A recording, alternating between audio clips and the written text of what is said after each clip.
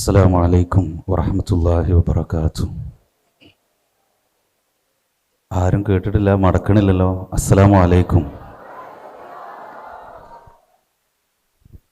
ബിസ്മില്ലാഹിർ റഹ്മാനിർ റഹീം. അൽഹംദുലില്ലാഹി റബ്ബിൽ ആലമീൻ വസ്സലാത്തു വസ്സലാമു അലാ റസൂലിൽ അമീൻ വഅലാ ആലിഹി വസ്ഹബിഹി അജ്മഈൻ. അല്ലാഹുമ്മ സ്വല്ലി അലാ മുഹമ്മദിൻ വഅലാ ആലി മുഹമ്മദ് كما صليت على إبراهيم وعلى آل إبراهيم إنك حميد مجيد. رب اشرح لي صدري ويسر لي أمري واحلل عقدة من لساني يفقهوا قولي. أما بعد. ഏറ്റവും സ്നേഹം നിറഞ്ഞ പ്രിയപ്പെട്ട വിദ്യാർത്ഥിനികളെ, സൂറത്തുൽ ഫാത്തിഹ കണ്ടുകൊണ്ട് നോക്കി ഓതാനറിയുന്ന ആളുകൾ വലത് കൈ ഒന്ന് ഉയർച്ച. സൂറത്തുൽ ഫാത്തിഹ ശരിക്കും ഉയർന്നോട്ടെ. സൂറത്തുൽ ഫാത്തിഹ കണ്ടുകൊണ്ട് ഓതാനറിയുന്നവർ. ഓക്കെ, സൂറത്തുൽ ഫാത്തിഹ എനിക്കറിയത് നിങ്ങൾക്ക് അറിയുന്നുള്ളത്, എന്നാലും ആ കയ്യൊക്കെ ഒന്ന് ഉയർന്നോട്ടെ എന്ന് കരുതിയിട്ടാണ്. സൂറത്തുൽ ഫാത്തിഹ കാണാതെ അറിയുന്നവർ ഇടത് കൈ ഉയർച്ച. പെൺകുട്ടികളോടും കൂടിയാണ് ഇടത് കൈ ഉയർച്ച. ഇനി ഓരോ ആയത്തിൻ്റെയും, സൂറത്തുൽ ഫാത്തിഹയിലെ ഓരോ ആയത്തിൻ്റെയും അർത്ഥമറിയുന്നവർ രണ്ട് കൈകളും ഒന്ന് ഉയർച്ച. രണ്ട് കൈകളും ഒന്ന്. എത്ര ആളുകൾക്ക് അറിയുള്ളൂ സൂറത്തുൽ ഫാത്തിഹയുടെ അർത്ഥം? ഓക്കെ,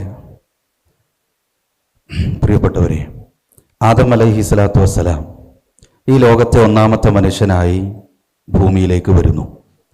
ആദം അലൈഹിസ്സലാത്തു വസ്സലാമക്ക് മക്കളുണ്ടാകുന്നു. ആ മക്കൾ പിന്നീട് കുടുംബമാകുന്നു. കുടുംബം ഒരു സമൂഹമാകുന്നു. ഈ ലോകത്ത് ഒരുപാട് ആളുകൾ ഉണ്ടാകുന്നു. ഒരുപാട് വർഷക്കാലം ആദം അലൈഹിസ്സലാത്തു വസ്സലാം അല്ലാഹു സുബ്ഹാനഹു വ തആല പഠിപ്പിച്ചു കൊടുത്ത കാര്യങ്ങൾ തൻ്റെ സമുദായത്തിന് പഠിപ്പിച്ചു കൊടുക്കുന്നു. ശേഷം 10 നൂറ്റാണ്ടുകൾ കഴിയുമ്പോഴാണ് ആ സമുദായത്തിലേക്ക് ശിർക്ക് കടന്നു വരുന്നത്. 10 നൂറ്റാണ്ടുകൾ കഴിയുമ്പോൾ അതൊരിക്കലും അവരേതെങ്കിലും ഒരു വിഗ്രഹത്തെ ഉണ്ടാക്കി ആരാധിക്കുകയായിരുന്നില്ല. അവർക്കിടയിലെ ഏറ്റവും പ്രധാനപ്പെട്ട ചില ആളുകൾ ഇരുന്നിരുന്ന ഇരിപ്പിടങ്ങളെ അവർ ആദരിക്കുകയുണ്ടായി. അവരിരുന്ന സ്ഥലങ്ങളെ അവർ ആദരിക്കുകയുണ്ടായി. പതിയെ പതിയെ തലമുറകൾ മാറുമ്പോൾ അവർ ഇരുന്ന ഇരിപ്പിടങ്ങളിൽ പ്രത്യേകമായ രൂപങ്ങൾ ഉണ്ടാക്കുകയും അവയെ ആരാധിക്കുകയും ചെയ്യുന്ന അവസ്ഥയുണ്ടായി. അല്ലാഹു സുബ്ഹാനഹു വ തആല പ്രവാചകന്മാരെ ഒരുപാട് അയച്ചു. മഹാനായ ഖലീലുല്ലാഹ് ഇബ്രാഹിം അലൈഹിസ്സലാത്തു വസ്സലാം കടന്നു വരുന്നു. ഇബ്രാഹിം അലൈഹിസ്സലാത്തു വസ്സലാമക്ക് 2 മക്കളുണ്ടാകുന്നു. ഇസ്മായിൽ നബി അലൈഹിസ്സലാം, ഇസ്ഹാഖ് നബി അലൈഹിസ്സലാം. 2 മക്കളുണ്ടാകുന്നു. ഇസ്ഹാഖ് നബി അലൈഹിസ്സലാത്തു വസ്സലാമയുടെ മകനായ യഅ്കൂബ് നബി അലൈഹിസ്സലാം, അദ്ദേഹത്തിൻ്റെ 12 മക്കളുമായി ഈജിപ്തിൽ അങ്ങോട്ട് തുടർന്ന് സ്ഥിരതാമസമാകുന്നു. ബനു ഇസ്രായേലർ എന്നറിയപ്പെടുന്നു. എന്നാൽ അതേസമയം ഇസ്മായിൽ നബി അലൈഹിസ്സലാത്തു വസ്സലാമയെ മക്കയിലേക്ക് കൊണ്ടുചെന്നാക്കുന്നു. ചരിത്രം വിശദമായി സൂചിപ്പിക്കുകയല്ല.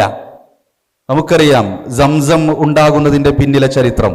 ഹാജറയും ഉമ്മയും ഇസ്മായിൽ നബി അലൈഹിസ്സലാത്തു വസ്സലാമയും മക്കയിൽ സ്ഥിരതാമസമാക്കുന്നു. അവിടെ ഒരു പുതിയ സംസ്കാരം രൂപപ്പെടുന്നു. ഇസ്മായിൽ നബി അലൈഹിസ്സലാത്തു വസ്സലാം തൻ്റെ പിതാവിൽ നിന്ന് ആദർശം ഉൾക്കൊണ്ട് ആ മക്കയുടെ മണ്ണിൽ ആദർശത്തെ പടുത്തുയർത്തുന്ന കാഴ്ചയാണ്. നൂറ്റാണ്ടുകൾ, ആയിരങ്ങൾ ഒരുപാട് കഴിഞ്ഞുപോയി. ആ മക്കയിലെ കൃത്യമായി ഇബ്രാഹീമി മില്ലത്തനുസരിച്ച് ജീവിച്ചിരുന്ന ആളുകളിലേക്ക്, അറബികളിലേക്ക്, അവർക്കിടയിൽ നിന്ന് തന്നെ ഒരു മനുഷ്യൻ ശിർക്ക് കൊണ്ടുവരുന്നു, ഒരു വിഗ്രഹത്തെ കൊണ്ടുവരുന്നു. അയാളുടെ പേര് പോലും ചരിത്രത്തിലുണ്ട്. അംർ ഇബ്നു ലുഹൈ എന്ന് പറയുന്ന മനുഷ്യൻ ഷാമിലേക്ക് പോകുന്നു. അവിടെ നിന്ന് തിരിച്ചു വരുമ്പോൾ ഹുബൽ എന്ന് പറയുന്ന ഒരു വിഗ്രഹവുമായി കടന്നു വരികയാണ്. പിന്നീട് ആ വിഗ്രഹത്തെ ആരാധിക്കുന്ന അവസ്ഥയുണ്ടായി. ഇബ്രാഹിം നബി അലൈഹിസ്സലാത്തു വസ്സലാമയുടെ മില്ലത്തിലായിരുന്ന അറബികൾക്കിടയിലേക്ക് ശിർക്ക് കടന്നു വന്നപ്പോൾ ആ ഉമ്മത്ത് ഈ ലോകത്തിലെ തന്നെ ഏറ്റവും വൃത്തികെട്ടവരായി മാറി. നിസാരമായ പ്രശ്നത്തിന്റെ പേരിൽ യുഗങ്ങളോളം യുദ്ധം ചെയ്യുന്ന ആളുകളായി അറബികൾ മാറി. തങ്ങൾക്ക് ജനിക്കുന്നതൊരു പെൺകുഞ്ഞാണെങ്കിൽ ആ പെൺകുഞ്ഞിനെ ജീവനോടെ കുഴിച്ചുമൂടുന്ന അവസ്ഥ അറബികൾക്കിടയിലുണ്ടായി. അതേപോലെ തന്നെ ലഹരിക്കടിമപ്പെടുന്നു. എല്ലാവിധത്തിലുമുള്ള തിന്മകളിൽ മുങ്ങിക്കുളിക്കുന്ന അവസ്ഥയുണ്ടായി അറബികൾക്ക്. ചരിത്രം ആ കാലഘട്ടത്തെ ഡാർക്ക് ഏജ് എന്നൊക്കെ വിശേഷിപ്പിച്ചതായി ചരിത്ര ഗ്രന്ഥങ്ങളിൽ കാണാൻ കഴിയും. സൂചിപ്പിച്ചു വരുന്നത് ഈ അറബികൾക്കിടയിലാണ് ആനക്കലഹ സംഭവം നടക്കുന്നത്. അബ്രഹത്ത് രാജാവ് തന്റെ ആനപ്പടയുമായി കടന്നു വരുന്നു കഅബ തകർക്കാൻ. അന്ന് വരെ ആനകളെ കണ്ടിട്ടില്ലാത്ത അറബികൾ ആ ആനപ്പടക്ക് മുമ്പിൽ അന്താളിച്ചുപോയി. പക്ഷേ ആ അബ്രഹത്ത് രാജാവിനെയും കൂട്ടരെയും പടച്ച റബ്ബ് ശിക്ഷിച്ചത് സൂറത്തുൽ ഫീലിലൂടെ നമ്മളൊക്കെ വായിച്ചിട്ടുണ്ട്.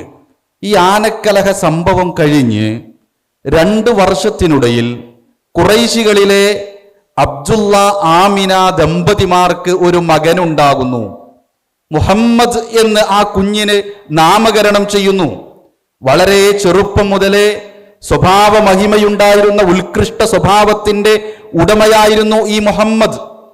ആളുകൾ അതുകൊണ്ട് തന്നെ അൽ അമീൻ എന്ന് വിളിച്ചു, സത്യസന്ധൻ എന്ന് വിളിച്ചു. അവരുടെ നാട്ടിലെ തിന്മകളിൽ നിന്നെല്ലാം മാറി നിന്ന് തിന്മകളിൽ ഒന്നിൽ പോലും പങ്കുചേരാതെ ഒരു അല്പസ്വല്പം കച്ചവടമൊക്കെ നടത്തി ജീവിക്കുന്ന ആ മുഹമ്മദിനെ അവർ അൽ അമീൻ എന്ന് പേരിട്ട് വിളിച്ചു.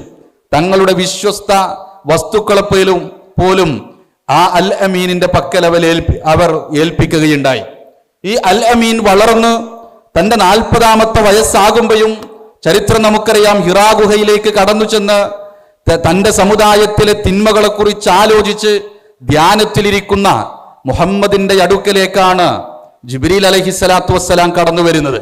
ജിബ്രീൽ അലൈഹിസ്സലാത്തു വസ്സലാം ഇസ്ലാമിന്റെ ഉത്തരവാദിത്വം നുബുവത്ത് അവിടെ നൽകപ്പെടുന്നു.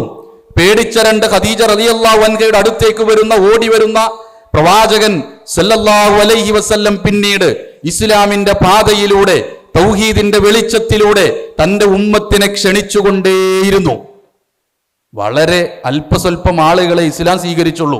തുടക്കത്തിൽ ഖദീജ റളിയല്ലാഹു അൻഹ സ്വീകരിച്ചു, അലി റളിയല്ലാഹു അൻഹു സ്വീകരിച്ചു, അബൂബക്കർ സിദ്ദീഖ് റളിയല്ലാഹു അൻഹു സ്വീകരിച്ചു. വളരെ കുറച്ച് ആളുകൾ മാത്രം, വിരലിലെണ്ണാവുന്ന ചില അടിമകളും സ്ത്രീകളും കുട്ടികളും ഉൾപ്പെടെ വളരെ കുറച്ചാളുകൾ മാത്രം അവര് രഹസ്യമായി ഒത്തുകൂടുന്നു, ഇസ്ലാമിനെ കുറിച്ച് ചർച്ച ചെയ്യുന്നു.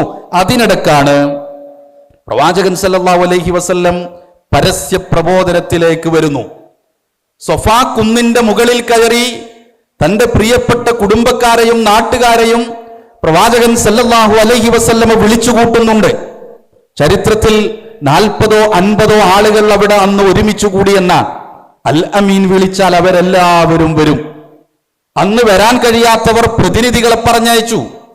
പ്രവാചകൻ സല്ലല്ലാഹു അലൈഹി വസല്ലം അവരോട് ചോദിക്കുന്ന ഒരു ചോദ്യം, ഈ സഫാ കുന്നിന്റെ പിറകിൽ ഒരു സമൂഹം നിങ്ങളെ ആക്രമിക്കാൻ തയ്യാറായി നിൽക്കുന്നു എന്ന് ഞാൻ പറഞ്ഞാൽ നിങ്ങളത് വിശ്വസിക്കുമോ?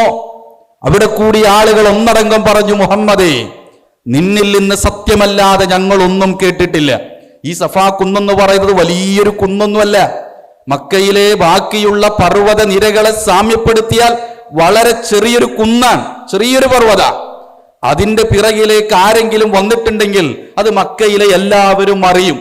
എന്നിട്ടും പ്രവാചകൻ സല്ലല്ലാഹു അലൈഹി വസല്ലം ചോദിച്ചു, ഇതിന് പിറകിൽ നിങ്ങളെ ആക്രമിക്കാൻ ആരെങ്കിലും നിൽക്കുന്നു എന്ന് പറഞ്ഞാൽ നിങ്ങൾ വിശ്വസിക്കുമോ എന്ന് ചോദിച്ചപ്പോൾ ആ സഫാക്കുന്നിന്റെ തായ്വരയിൽ ഒരുമിച്ചുകൂടി ആളുകൾ ഒന്നടങ്കം പറഞ്ഞത് മുഹമ്മദാണെങ്കിൽ ഞങ്ങളത് വിശ്വസിക്കും. ആ സമയത്ത് പ്രവാചകൻ സല്ലല്ലാഹു അലൈഹി വസല്ലമ പറഞ്ഞു കൊടുക്കുന്നുണ്ട്, എങ്കിൽ നിങ്ങളെ സൃഷ്ടിച്ചവനായൊരു സൃഷ്ടാവുണ്ട്, ആ സൃഷ്ടാവിനെയാണ് നിങ്ങൾ ആരാധിക്കേണ്ടത്.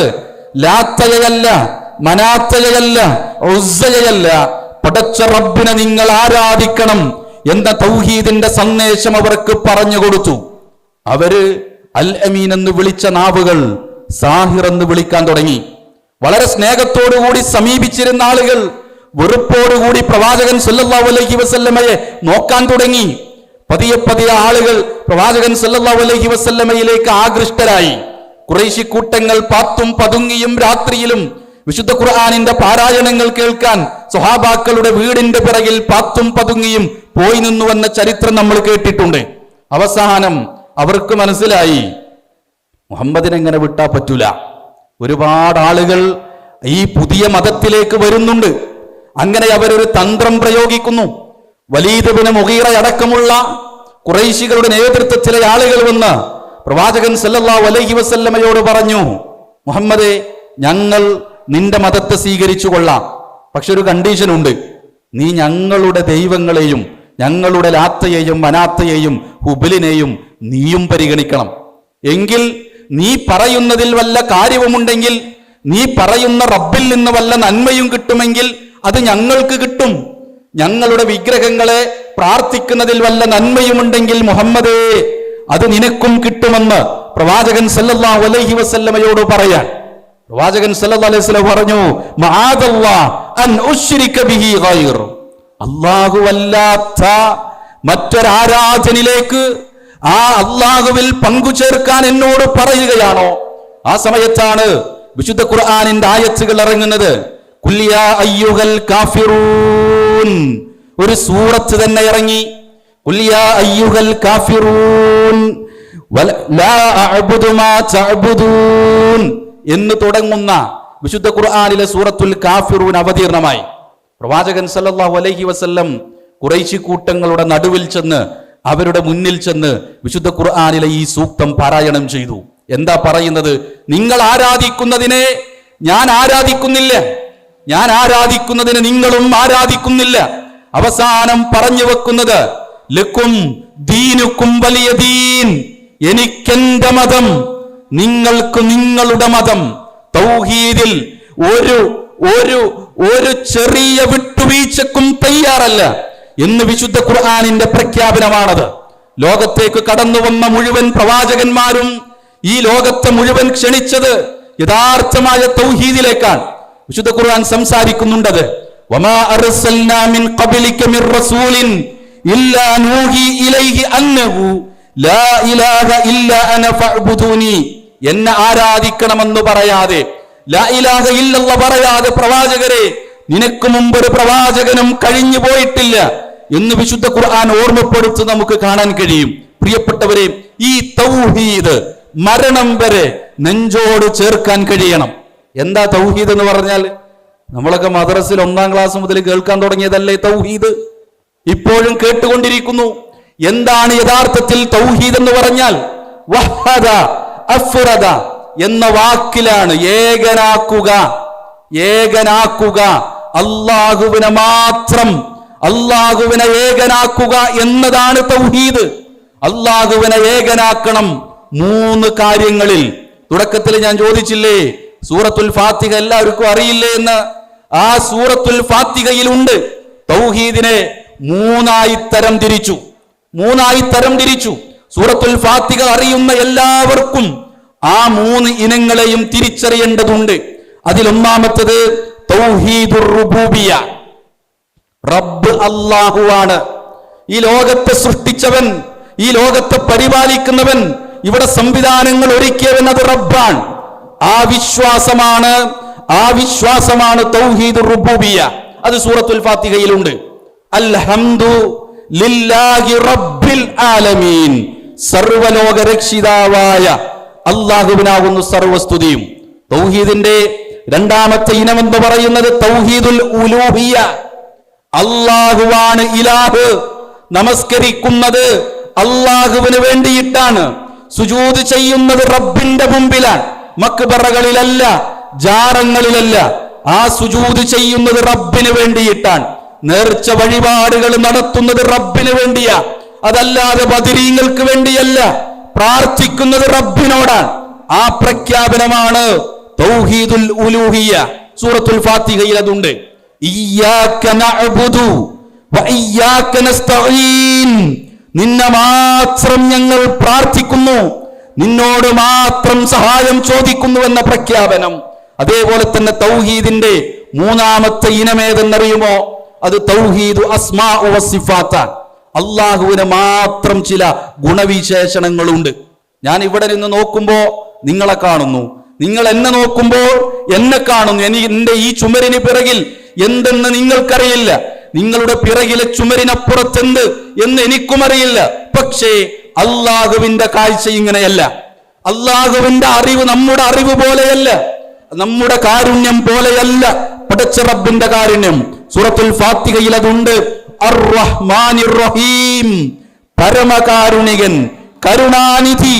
മലയാളത്തിൽ ഇങ്ങനെ അർത്ഥം പറഞ്ഞാൽ മതിയാകാത്ത വിധം വിശാലമായ അർത്ഥമാണ്. ഇതാണ് തൗഹീദിന്റെ മൂന്നിനങ്ങൾ. ഇതാണ് തൗഹീദിന്റെ മൂന്നിനങ്ങൾ. ഇത് പഠിച്ചാൽ മാത്രം പോരാ, ഇത് എണ്ണിപ്പടിച്ചാൽ പോരാ. തൗഹീദ് ജീവിതത്തിലേക്ക് ചേർത്ത് നിർത്തണം. ഞാൻ ചോദിക്കട്ടെ, സൂര്യ ചന്ദ്ര ഗോള ഗ്രഹങ്ങളെ പടച്ചത് ആരാൻ? പറയും, ആരാൻ? ആരാൻ? ഇത്ര പോരാ, ആരാണ് പടച്ചത്? ലോകത്ത് വരണ്ടു കിടക്കുന്ന ഭൂമിയിലേക്ക് മഴത്തുള്ളികൾ പെയ്തു വരുമ്പോൾ ആ വരണ്ടുണങ്ങി കിടക്കുന്ന ആ വരൾച്ചയുടെ ഭൂമിയിൽ നിന്ന് പുതിയ പുതിയ പുൽനാമ്പുകൾ മുളപ്പിച്ചത് ആരാൻ? ആരാൻ? അല്ലാഹുവാണ്. നാം പ്രാർത്ഥിക്കുന്നത് ആരോടാണ്? അല്ലാഹുവിനോട്. അല്ലാഹുവല്ലാത്ത മറ്റൊരാളിലേക്ക് നമ്മുടെ കൈകൾ ഉയർത്താൻ പറ്റുമോ? ഇല്ല. നമ്മുടെ ഈ സംസാരം കേൾക്കാൻ കണ്ണുകൊണ്ട് കാണാൻ കഴിയാത്ത പടച്ച റബ്ബിന്റെ മലായിക്കത്തുകൾ ഇവിടെയുണ്ട്, ഇവിടെയുണ്ട്. നമ്മെ അവയുടെ കാരുണ്യം വന്ന് പൊതിഞ്ഞു നിൽക്കുന്നു.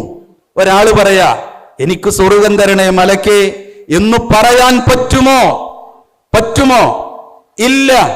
അന്ത്യപ്രവാചകൻ റസൂലുള്ളാഹി സ്വല്ലല്ലാഹു അലൈഹി വസല്ലം എന്റെ ഉമ്മയേക്കാൾ എനിക്കിഷ്ടമാണ്, ഉപ്പയേക്കാൾ എനിക്കേറെ എന്റെ ശരീരത്തെക്കാൾ ഇഷ്ടമാണ്. ആ പ്രവാചകനോട് മഴ ചോദിക്കാൻ പറ്റുമോ? പ്രവാചകരെ, ഞങ്ങൾക്ക് കുറച്ച് പ്രയാസമാണ്, മഴ തരൂ, കുറച്ച് സമ്പത്ത് തരൂ എന്ന് പ്രവാചകൻ സല്ലല്ലാഹു അലൈഹി വസല്ലമയോട് ചോദിക്കാൻ കഴിയുമോ? പാടില്ല. അങ്ങനെ ചെയ്താൽ അവിടെ ശിർക്ക് കടന്നു വന്നു എന്നാണ്. ശിർക്ക് വന്നാലോ? ശിർക്ക് വന്നാലോ ജീവിതത്തിൽ? നിങ്ങളുടെ അതേ പ്രായമുള്ള ഒരു മകനെ കുറിച്ച് വിശുദ്ധ ഖുർആനിൽ ഒരു പരാമർശമുണ്ട്. ലുക്മാൻ അലൈഹി സ്വലാത്തു വസ്സലാമയുടെ മകൻ. ആ മകനെ വിളിച്ചുകൊണ്ട് വാപ്പ പറയുന്നൊരു വാക്യം നമ്മൾ എല്ലാവരും കേട്ടതാണ്. യാ ബുനയ്യ ലാ തുശ്രിക് ബില്ലാഹ്, മോനെ അല്ലാഹുവിൽ പങ്കു ചേർക്കരുതേ. എന്താ കാരണം? ഇന്ന ശിർക ലദുൽമുൻ അദീം, തീർച്ചയായിട്ടും ശിർക്ക് മഹാ അക്രമമാകുന്നു, ശിർക്ക് വമ്പിച്ച പാതകമാകുന്നു. ശിർക്ക് ജീവിതത്തിൽ വന്നാൽ വമ്പിച്ച അക്രമം നാം ചെയ്തു വന്നാൽ അത് മാത്രമാണോ? അല്ല, സ്വർഗം നിഷിദ്ധമാകും. ശിർക്ക് ജീവിതത്തിൽ വന്നോ സ്വർഗം നിഷിദ്ധമാകും. ഇന്നഹു മൻ യുശ്രിക് ബില്ലാഹ് ഫഖദ് ഹറമല്ലാഹു അലൈഹിൽ ജന്ന, സ്വർഗം നിഷിദ്ധമാക്കുന്നാണ്. ആരുടെ ജീവിതത്തിലെങ്കിലും ശിർക്ക് വന്നാൽ അവിടെ സ്വർഗം നിഷിദ്ധമാകും എന്നാണ്. കഴിഞ്ഞില്ല. ജീവിതത്തിൽ ശിർക്ക് കടന്നു വന്നാൽ അവന്റെ എല്ലാ നന്മകളും ഇല്ലാതെയാകും. എത്ര നമസ്കാരമുണ്ടോ, എത്ര നോമ്പുണ്ടോ, സ്വതക്കകളുണ്ടോ, ഹൈസക്കിൽ പങ്കെടുത്തിട്ടുണ്ടോ, ഇതൊന്നും വിഷയമല്ല. ശിർക്ക് ജീവിതത്തിൽ വന്നോ അവന്റെ ജീവിതത്തിലെ എല്ലാ നന്മകളും എല്ലാ അമലുകളും പൊളിഞ്ഞു പോകുമെന്ന് വിശുദ്ധ ഖുർആൻ ഓർമ്മപ്പെടുത്തി. പ്രിയപ്പെട്ടവരെ, ലാ ഇലാഹ ഇല്ലല്ലാഹ് ജീവിതത്തിൽ ഇല്ലെങ്കിൽ ഒരിക്കലും നാം രക്ഷപ്പെടാൻ പോകുന്നില്ല. ഞാൻ ഹൈസക്കിന് പോയി പലരും വിചാരിക്കാറുള്ളത് അങ്ങനെയാണ്. ഞാൻ മുജാഹിദ് മദ്രസയിലാണ് പഠിച്ചത്, ഞാൻ മലയാളത്തിൽ ഖുതുബ കേൾക്കുന്ന പള്ളിയിലാണ് പോകുന്നത്, ഞാൻ ഹൈസക്കിന് പോകാറുണ്ട്, സിയാറിക്ക് പങ്കെടുക്കാറുണ്ട്, ഞാൻ ഇങ്ങനെയാണ് അങ്ങനെയാണ്, അതുകൊണ്ട് ഞാൻ എന്തായാലും സ്വർഗത്തിലേക്ക് പോകും എന്ന ചിന്ത പ്രിയപ്പെട്ട മക്കളെ നമ്മുടെ മനസ്സിലുണ്ടാകാൻ പാടില്ല. എന്റെ ജീവിതത്തിലേക്ക്, നമ്മുടെ ജീവിതത്തിലേക്ക് ശിർക്ക് വരുമോ എന്ന പേടി നമുക്കുണ്ടാകണം. ഈ പേടി മഹാനായ ഇബ്രാഹിം നബി അലൈഹി സ്വലാത്തു വസ്സലാമക്ക് പോലും ഉണ്ടായിരുന്നു. ആരാ ഇബ്രാഹിം നബി അലൈഹി സ്വലാത്തു വസ്സലാം? ലാ ഇലാഹ ഇല്ലല്ലാഹ് പറഞ്ഞതിന്റെ പേരിൽ ഒരു നാട് മുഴുവൻ വിറക് കൂട്ടി തീക്കുണ്ടാരമുണ്ടാക്കി. ആ തീക്കുണ്ടാരത്തിൽ ഇറക്കേണ്ടി വന്നു മഹാനായ ഖലീലുല്ലാഹി ഇബ്രാഹിം അലൈഹിസ്സലാം. അല്ലാഹുവിന്റെ കൂട്ടുകാരൻ എന്ന് പറഞ്ഞ, ഖലീൽ എന്ന് പറഞ്ഞ ഇബ്രാഹിം നബി അലൈഹി സ്വലാത്തു വസ്സലാമയുടെ പ്രാർത്ഥനകളിൽ ഒന്ന് വജുനുബനി വബനിയ അൻ നഅബുദൽ അസ്നാം, അല്ലാഹുവേ എന്നെയും എന്റെ മക്കളെയും വിഗ്രഹങ്ങളെ ആരാധിക്കുന്നതിൽ നിന്ന് നീ അകറ്റി നിർത്തേണമേ. ആരാ പ്രാർത്ഥിക്കുന്നത്? ഖലീലുല്ലാഹി ഇബ്രാഹിം അലൈഹിസ്സലാത്തു വസ്സലാം. നമ്മളൊക്കെ ഇങ്ങനെ ഇരിക്കുക, ഐസക്കിന് വന്ന സ്വർഗം കിട്ടി. മലയാളത്തിൽ ഹുത്തുബ പറയുന്ന ആളായാൽ, മുജാഹിദായാൽ, സലഫിയായാൽ ഞാൻ മമ്പറത്ത് പോകുന്നില്ല, CM മടവൂരിനെ വിളിക്കുന്നില്ല, ഞാൻ അള്ളാഹു അല്ലാത്ത ഒന്നിലേക്കും ശ്രദ്ധയർപ്പിക്കുന്നില്ല, പ്രാർത്ഥിക്കുന്നില്ല, അതുകൊണ്ട് ഞാൻ സ്വർഗത്തിലായിരിക്കും എന്ന് ഒരുപക്ഷെ ഇന്ന് നാം പ്രാർത്ഥിക്കുന്നില്ല എങ്കിൽ ഒരുപക്ഷെ നാളെ ആ ശിർക്ക് നമ്മുടെ ജീവിതത്തിലേക്ക് കടന്നു വന്നാലോ? ഭയപ്പെടണം. ശിർക്ക് ജീവിതത്തിലേക്ക് കടന്നു വരുമോ എന്ന് ഭയപ്പെടണം. മഹാനായ യാക്കൂബ് നബി അലൈഹിസ്സലാത്തു വസ്സലാം വഫാത്താകുന്നതിന്റെ തൊട്ടു മുമ്പ് അവിടുത്തെ മക്കളെ വിളിച്ചു ചോദിക്കുന്ന ഒരു ചോദ്യമുണ്ട്. മാ തഅബുദൂന മിൻ ബഅദീ, എന്റെ പൊന്നുമക്കളെ, എന്റെ കാലശേഷം നിങ്ങൾ ആരെയാണ് വിളിച്ചു പ്രാർത്ഥിക്കുക? നിങ്ങൾ എന്തിനെയാണ് വിളിച്ചു പ്രാർത്ഥിക്കുക? ആരാ ചോദിക്കുന്നത്? ഒരു പ്രവാചകൻ. ആരോടാ ചോദിക്കുന്നത്? ഒരു പ്രവാചകന്റെ മക്കളോട് ചോദിക്കുക. വാപ്പ മരിച്ചാല് വാപ്പാന്റെ മക്കൾ ആരെ വിളിച്ച് എന്തിനെ വിളിച്ചു പ്രാർത്ഥിക്കും? യാക്കൂബ് നബി അലൈഹിസ്സലാത്തു വസ്സലാമക്ക് പേടിയുണ്ടായിരുന്നു. അതുകൊണ്ടല്ലേ പ്രവാചകൻ സല്ലല്ലാഹു അലൈഹി വസല്ലം പറഞ്ഞത്, ഈ ഉമ്മത്തിലേക്ക് ശിർക്ക് വരും. ലാ ഇലാഹ ഇല്ലല്ലാഹ് സ്വീകരിച്ച് 5 നേരം നമസ്കരിച്ച് നോമ്പെടുക്കുന്ന, ഹൈസക്കിൽ പങ്കെടുക്കുന്ന, പ്രോഫ്കോണിൽ പങ്കെടുക്കുന്ന, MSMൽ സജീവമായാലും സ്റ്റുഡൻസ് വിങ്ങിൽ സജീവമായാലും ശിർക്ക് കടന്നു വന്നേക്കാം. പറയുന്നതാരാ? റസൂലുള്ളാഹി സ്വല്ലല്ലാഹു അലൈഹി വസല്ലം. എന്താ പറയുന്നത്? അശ്ശിർകു വഖ്ഫാ ഫീ ഉമ്മത്തി, എന്റെ ഉമ്മത്തിലേക്ക് രഹസ്യമായി ശിർക്ക് വരും. ഏത് രൂപത്തിലെന്നറിയോ? മിൻ ദബീബിൻ നംലി, ഒരു ഉറുമ്പരിക്കുന്നത് പോലെ, അല സഫാ, സഫാ കുന്നിൽ ഇരുൾ മുറ്റിയ ഒരു രാത്രിയിൽ, കറുത്തിരുണ്ട സഫാ പർവ്വതത്തിന്റെ പാറയിൽ ഒരു ഉറുമ്പരിക്കുന്നത് പോലെ എന്റെ ഉമ്മത്തിലേക്ക് ശിർക്ക് വരുമെന്ന് പ്രവാചകൻ സല്ലല്ലാഹു അലൈഹി വസല്ലമ പറഞ്ഞു വന്നാൻ. പ്രിയപ്പെട്ട മക്കളെ, ഇന്ന് ഹൈസക്ക് കഴിഞ്ഞ് നാളെ നമ്മുടെ സ്കൂളുകളിലേക്ക്, ക്യാമ്പസുകളിലേക്ക് പോവാൻ നമ്മളൊന്ന് കാതോർത്താൽ ഒരുപാട് കറാമത്തിന്റെ കള്ളക്കഥകൾ നമ്മൾ കേൾക്കും. ഒരുപാട് കറാമത്തിന്റെ കഥകൾ കേൾക്കും. ഈ ലോകത്തെ നിയന്ത്രിക്കുന്നത് ഒരു ശൈഖാണെന്ന് പറയുന്നവർ, പ്രവാചകൻ സല്ലല്ലാഹു അലൈഹി വസല്ലമ വേദിയിൽ പ്രത്യക്ഷപ്പെട്ടു എന്ന് പറയുന്നവർ, ഓപ്പറേഷന് കൊണ്ടുപോയ രോഗിയുടെ അടുത്ത് ആംബുലൻസിൽ ഒരാൾ വന്നു സുഖപ്പെടുത്തിയെന്ന് പറയുന്ന കഥകൾ, ഈ കഥകൾ പറയുകയും വിശ്വസിക്കുകയും ചെയ്യുന്നവർ ഈ ഹൈസക്ക് കഴിഞ്ഞ് വീട്ടിലേക്ക് പോയാൽ നാളെ ക്യാമ്പസുകളിൽ നിന്ന് നമ്മൾ കേൾക്കും, അല്ലാഹുവല്ലാത്ത, പള്ളിയിലല്ലാത്ത, റബ്ബിന്റെ മുന്നിലല്ലാത്ത, മുസല്ലയിലല്ലാതെ ഖബറുകൾക്ക് മുന്നിൽ സുജൂദ് ചെയ്യുന്നവരെ, ഹതഭാഗ്യരായ ആളുകൾ നമ്മൾ കാണും. പുതിയ വാഹനം വാങ്ങി ആക്സിഡന്റ് സംഭവിക്കാതിരിക്കാൻ മമ്പറത്ത് കൊണ്ടുപോയി റിബണ് കെട്ടി, ചരട് കെട്ടി കൊണ്ടുവരുന്ന വാഹനങ്ങൾ നമ്മൾ കാണും. എന്തിനേറെ പേടിയുണ്ടോ? കച്ചവടത്തിൽ ഒരു നഷ്ടം സംഭവിച്ചോ?